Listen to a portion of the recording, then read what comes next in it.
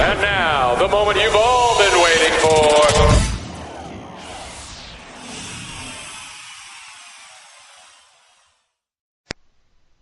Yes, it's the UK Preppers Radio Network on KPRNDB UK, and I'm your host Tom Linden, broadcasting from North Yorkshire in the United Kingdom. Welcome to this week's show. I hope you've had a great week. I have. I'm feeling a lot better than I was last week, and I'm looking forward to a really good show. You can contact the show from anywhere in the world and leave a comment or comments for me. You can either text me or leave a voicemail message on 0044 7825 406271. And if you do that, please let me know what you think of my show and make any suggestions for subjects you would like me to cover in the future. If you don't want to text me, you can email me at kprndbuk@gmail.com. Or you can even tweet me at TomLinden0. That's the number 0, so it's at TomLinden0. Or you can go onto my blog and leave various comments there. http ukprn.blogspot.co.uk. It's regularly updated and it's always got the current week's show on the front page so you can listen to it. And if you want to, you can even read the show contents further down the page.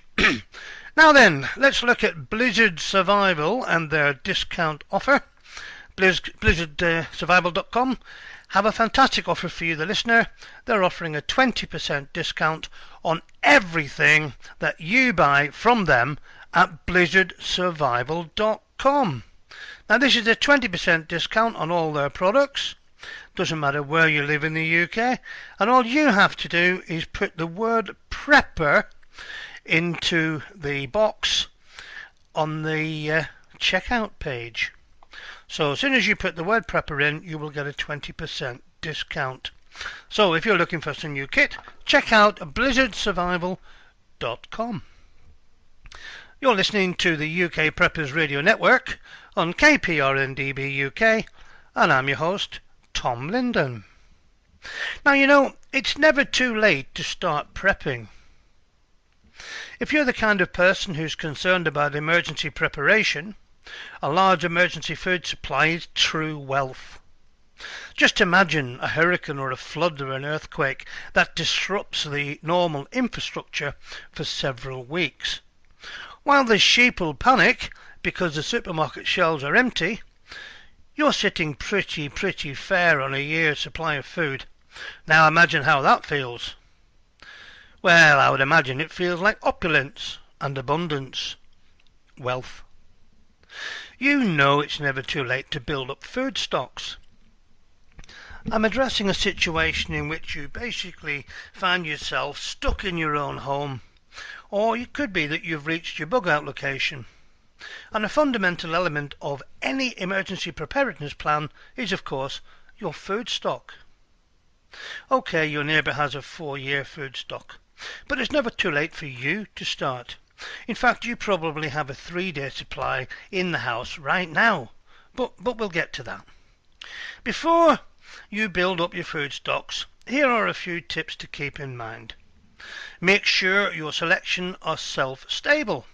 You know, canned goods, dry goods are the best. In case of power cuts, the freezer will keep your food for only 2 to 3 days. Don't turn your nose up at processed foods. They tend to store longer, and while processed food is, well, not as good for you as whole foods, you know, it's better than starving. Remember to stock food you'll really want to eat. You should stock dry and canned goods in a cool, dry, dark place. Darkness is especially important if any of your canned goods are in glass jars, because the light breaks down vitamins and proteins in that food. Remember, variety is important. It prevents monotony and, of course, it balances your diet. Don't shun convenience, incidentally, particularly for the short-term stocks, you know, the 2 days to 2 weeks situation. It'll lift a great burden off your shoulders if you just open a can and heat your meal, or something that's good cold. Now remember that canned goods have been cooked. In the main, you can eat them cold. You can even eat dog food. Believe it or not, they have got human tasters down at the dog food factory. And because it's a meat product which is sold in a supermarket, should the label come off and an elderly person was to open the tin and think it was steak, it has to be edible. And I've eaten it many times before on survival courses. Small containers have a higher unit cost, by the way, but they do prevent waste, which in itself is costly. Don't make it too complicated. You can certainly go deep and calculate precise calorie and nutritional requirements, but if uncertainty is stopping you from getting involved and putting something in the cupboard, just simplify it. Use an ancient tried and tested method. Trial and error.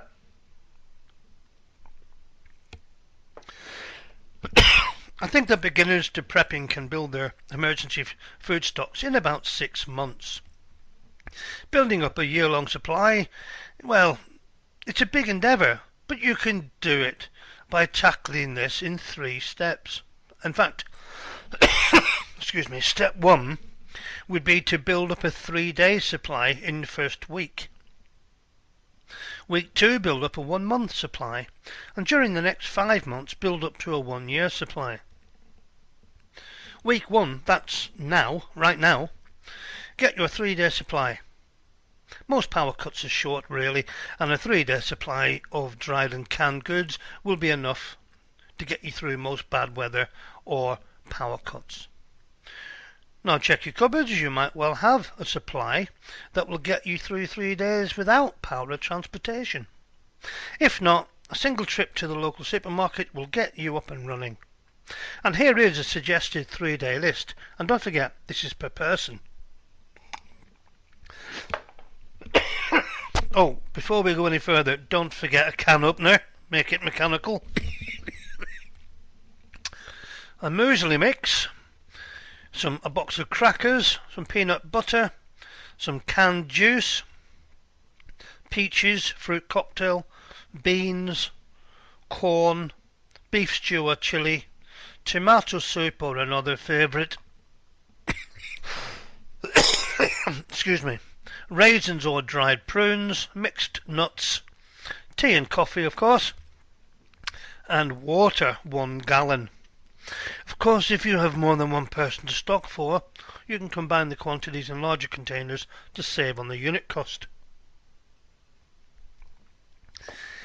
That is, buy a big jar of peanut butter instead of several small ones, for example. However, small quantities can still be useful, like small drink servings, so you don't waste as much. Also, there's a convenience factor here. You're looking for a quick and easy way to get an emergency stock, so save the heavy calculations for your long-term survival stocks. I have found that dried goods such as whole wheat, beans and rice are better frozen for, well, about 2 weeks, I find, and that should kill off any parasites before you actually seal them in the buckets. Week 2, you should build up your 1-month supply. There are too many differences from one household to the next to make a precise grocery list. But don't worry, figuring out what you need is fairly straightforward. Just see how much food you need to prepare a meal for the entire family and multiply that by 3 to cover 3 meals a day. Remember, it's possible to get extremely precise about how many calories and what kind of food you need, and by all means do so if you like. But if you don't go to all this trouble, you still need something to eat, yeah? So, here are some suggestions, and you can of course add your own. Pasta, spaghetti and macaroni are great sources of carbohydrates, and everyone loves them. It's not huge on vitamins, but that's what canned fruit is for. Canned fish like salmon or mackerel, sardines, tuna, kippered, herring, all these make great survival foods because they're rich in omega-3 fatty acids, of course protein, and flavour. Dried beans and rice, Well, yes, there are lots of Y2K jokes about this, but I bet some of you still have some 13 years later. But if you store them properly, this will keep literally for decades. One interesting thing about beans and rice is that together they make a complete protein. Rice has some of the amino acids that make up protein, and beans have the rest of them. Together, it's a great food. So stock up on beans and rice. Dear me.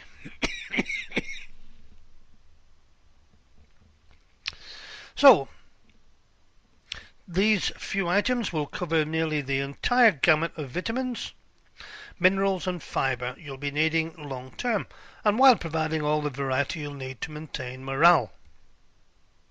How about a special canned product for an occasional treat? Excuse me. Say a few cans of blueberries or summer fruits like pineapple. How about olives and capers, or whatever your favourite canned goods might be? Staples like olive oil, flour, sugar and salt can be bought in bulk. Don't forget to keep them in mice and moth-free environments. A long-term supply should be beyond basic survival. A balanced diet and occasional treats are good for health and morale. Month 2 through to month 6, you can build up your 1 year's supply. Now that you have a 1 month supply, build another 2 month supply for each of the next 4 months. Add a third 3 month supply on the last month. When all is said and done, you'll have everything you need to keep your family fed for a year. So get on with it. You're listening to the UK Preppers Radio Network on KPRN-DB UK, and I'm your host, Tom Linden. Now, speaking of foods, foodstuffs, and what we could eat in a survival situation, how about breeding rabbits to eat? We all talk about storing food, but you must think to yourself, is there any other food source that I can easily obtain? And what about raising animals for food? A mate of mine in Germany raises rabbits and he sells them to local kids at fairs and other events. But he primarily raises them so when the crunch hits, he'll have a source of meat and barter. Rabbits are very high in protein and low in fat, so they're really good as a food source once you get over the harvesting your pet thing. I have eaten plenty of rabbits, as I'm sure many of you had over the years. Not necessarily something I would order in a restaurant, but that's not the point, is it? Rabbit meat, although a good source of protein, is not very high in carbs, nor does it have all the essential amino acids like beef. Nonetheless, roasted rabbit would sound and smell very good, I suggest, if you were hungry. We do not talk much about raising animals such as rabbits, chickens and goats, sheep or even cattle, because it's not something an urban or even suburban dweller would do. However, now that I think about it, a couple of rabbits, maybe 2 to 3 females and a male, the buck rabbit, kept apart then used to breed when the coming economy and therefore food collapse happens, would be a pretty good idea. Not all urban survival preppers will want to do this. That's up to them. But one thing you can do is locate retail or private suppliers of such animals and be prepared to immediately buy animals when the indicators for shit hit the fan are aligned. The raising of rabbits or any other animals would require some facilities such as cages and stored feed. If your survival plan includes a bug-out plan, as it should, then preparation for transport of these animals would also be necessary. There is a gent about a quarter of a mile from me who raises pygmy-type goats. I have struck up several conversations with him, building rapport and winning their hearts and minds, as they say, and even took him a brace of pheasants that I shot. He knows me as someone on the fence about to make a decision to raise goats, or perhaps not, if she, who must be obeyed, gets her way. I have some T-posts and hard wire fencing stored in my garage, and my plan is to buy a couple of goats to feed up and use for meat. I can always try and buy or barter for some later as well, I suppose. If your plan to raise rabbits works for you, then great.